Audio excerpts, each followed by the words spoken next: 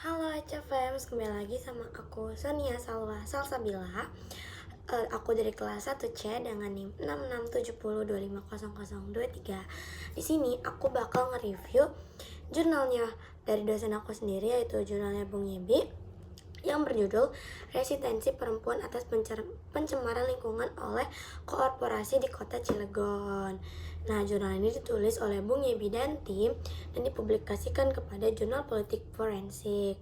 Fokus utama artikel ini adalah perlawanan perempuan terhadap pencemaran udara akibat industri di Kota Cilegon dengan menggunakan pendekatan teori resistensi James G. Scott dan teknologi pembebasan alih syariati.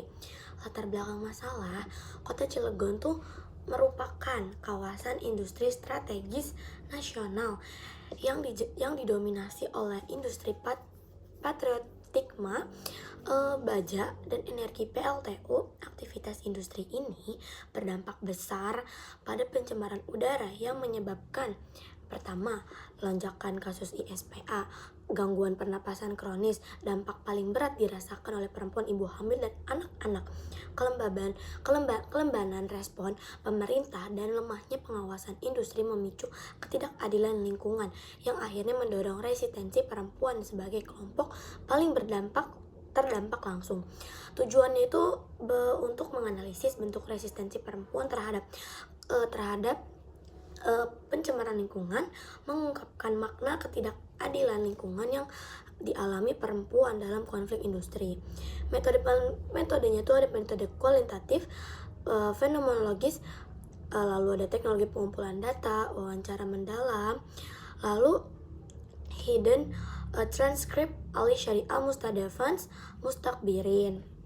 Hasil dan temuan utamanya adalah: pertama, bentuk resistensi perempuan, public transcript terbuka, demonstrasi ke pemerintah dan perusahaan, mobilisasi massa perempuan, tuntutan, kompetensi rutin, pembebasan wilayah pemukiman, aksi berlangsung berulang selama kurang lebih 1 bulan. Lalu ada penggunaan masker sebagai simbol perlawanan, penolakan sembako dari perusahaan, gosip antar warga sebagai kritik tidak langsung. Maknanya, perlawanan perempuan itu lahir dari ketidakadilan struktural, dominasi korporasi atas ruang hidup, ketertidakpihakan negara kepada rakyat. Namun secara struktural resistensi belum berhasil mengubah kebijakan inti industri. Perbandingannya dengan 5 jurnal. Yang pertama ada Flangen et al. 2019, Swedia, Jurnal Environmental Intelligence Among Pregnant Women in Skåne, fokus berdampak solusi terhadap ibu hamil. Persamaannya itu sama-sama membahas perempuan sebagai kelompok rentan, menekankan ketimpangan lingkungan berbasis sosial. Perbedaannya, Flangen tidak membahas resistensi sosial, kalau jurnalnya Bung Yebi fokus pada aksi perlawanan masyarakat.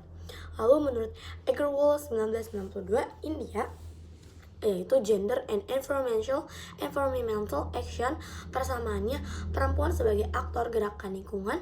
Isu lingkungan dikaitkan dengan ketimpangan sosial. Perbedaannya, kalau di fokus jurnal internasional pada pengelolaan hutan, kalau yang Bung Yebi pada polusi industri dan udara. Lalu yang ketiga ada Vandana Shiva 1988, ekofeminisme global, yaitu judulnya Staying Alive, Women, Ecology and Survival. Persamaannya, alam dan perempuan sama-sama menjadi korban eksploitasi kapitalisme, perempuan sebagai penjaga berkelanjutan. Perbedaannya tuh teoritis global bersifat studi empiris lokal.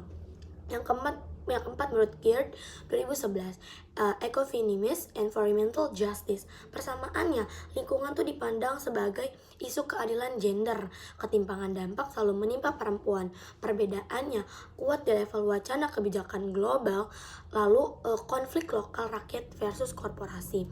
Yang kelima menurut Szey dan London 2008, Amerika Serikat, judulnya tuh Environmental Justice for the Crossroads.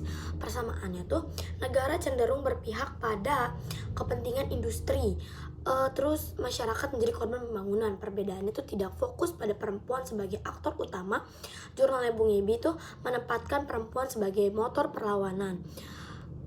Nah, keunggulan dari jurnalnya Bung Yebi itu menggabungkan teori barat seperti James Scott, teori Islam Syariati. Lalu, yang kedua, menempatkan perempuan sebagai subjek perlawanan berbasis kasus nyata konflik industri Indonesia, memberi kontribusi pada studi ekonomisme, environmental governance, political ecology. Kelemahannya, fokus jurnalnya itu masih pada satu kota saja, belum ke kota-kota yang lainnya. Lalu, kesimpulannya, jurnal ini menegaskan bahwa perempuan bukan sekedar korban pencemaran tetapi aktor politik lingkungan yang aktif melawan ketidakadilan ekologis. Dibandingkan dengan jurnal internasional, karyanya Bung Yebi dan tim memiliki keunikan pada integrasi gender, eksistensi, dan teknologi pembahasan dalam konflik industri, sesuatu yang jarang muncul dalam kajian barat. Segitu dulu dari aku, sampai bertemu di video selanjutnya. Bye-bye semuanya.